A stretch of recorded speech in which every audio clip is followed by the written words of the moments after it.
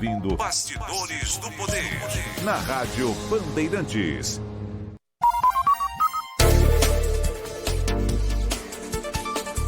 5h34, nós vamos a Brasília. O Supremo Tribunal Federal concluiu há pouco o julgamento que tratava da análise das regras que envolvem a lei seca no Brasil e o combate, né, a quem bebe e pega a direção para dirigir no país. João Pedro Mello acompanhou a sessão no Supremo Tribunal Federal. Tem novidades aqui pra gente, né, João? Boa tarde para você. Oi, Cris, ótima tarde para você, ótima tarde para todo mundo que nos acompanha. Hoje a gente acompanhou o Supremo Tribunal Federal, que considerou, depois de 13 anos de espera, constitucional o trecho da lei seca, que considera punir os motoristas que se recusam a fazer o teste do bafômetro. Esse ponto tinha sido questionado pela Associação Brasileira de Restaurantes e Bares, com a justificativa de que o Brasil pune o cidadão que consumiu apenas uma dose de álcool, com o mesmo rigor que alguém que dirigiu completamente embriagado. Por unanimidade, os magistrados mantiveram essa fiscalização como é hoje, sem tolerância ao uso de bebidas alcoólicas por quem dirige.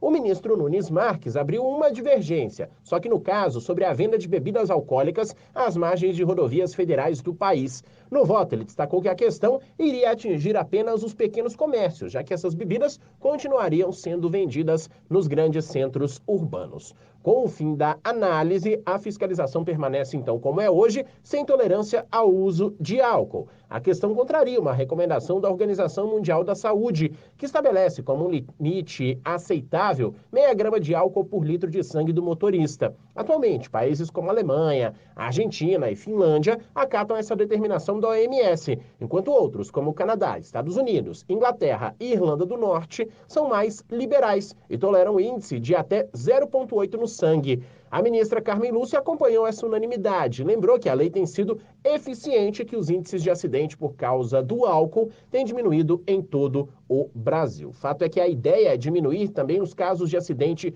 e mortes causadas pela mistura de álcool ainda mais, né? Mistura de álcool com direção. Dados do Ministério da Saúde apontam que somente no ano passado foram 974 mortes relacionadas a esse tema. E a ideia é que esse número diminua ainda mais nos próximos anos. Valeu, João Pedro Mello, direto de Brasília. O fato é que a lei é rígida, agora tem que fiscalizar também, né? Não adianta a gente ter rigidez para impor sanções a quem dirige bêbado e a gente não identificar esses motoristas. Circulando pela cidade de São Paulo, tendo aqui o modelo que a gente tem aqui em São Paulo, que não é dos melhores do Brasil, acho que o Rio de Janeiro, por exemplo, consegue aplicar muito melhor a lei seca do que São Paulo. O que eu observo principalmente é que existem essas blitzes, mas à noite, começo de madrugada. Eu mesmo sou parado por blitz de lei seca umas 3 vezes por semana. Já cansei de soprar bafômetro. Só que de madrugada. Não necessariamente as pessoas bebem só de madrugada, claro. O problema, né, Cris, é que assim, é mais uma dessas decisões cosméticas envolvendo infrações do trânsito, né? Essa intolerância deveria ser absolutamente zero, né? E deveria, inclusive, ser criminalizada mas criminalizado mesmo, né? O Brasil precisa agravar as suas penas com relação a infrações do trânsito, né? Na Europa, por exemplo, o sujeito que comete qualquer infração, até estacionamento proibido, ele vai a julgamento. Ele é denunciado à justiça, se não cumprir certos requisitos, ele vai a julgamento com promotor e tudo, é uma chateação. Aliás, até para pagar a multa é uma chateação.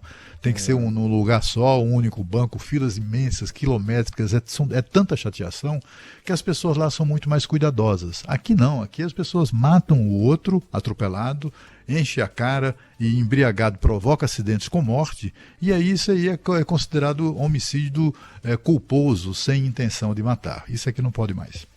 Muitas cenas de violência no trânsito por pessoas que beberam, a gente mostra quase que diariamente no Jornal da Band. A punição tem que ser realmente exemplar.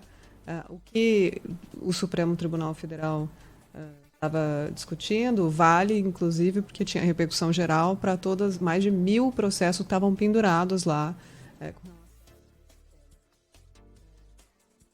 Tomara que a punição seja cada vez mais rigorosa, Cris, que sirva de exemplo para que os motoristas pensem antes um pouquinho. Também, você estava falando sobre aqui em São Paulo, em Brasília eu costumava ver muito mais blitz fiscalização do que aqui na cidade de São Paulo. Durante o dia, eu só vi uma no Carnaval de 2020, ainda antes da pandemia. Foi a única blitz que eu vi aqui em São Paulo durante o dia. Essa observação que você fez, em todo esse período Só aqui, só à noite. Incrível. Brasília tem, no comecinho de tarde, eu já cruzei com algumas, né? E Brasília também tem uma logística muito diferente. São vias rápidas, então o acesso é mais fácil de fechar o acesso para os locais que têm comércio e tal. Entendo que há essa dificuldade de fiscalização em São Paulo, mas não é justificativa, né?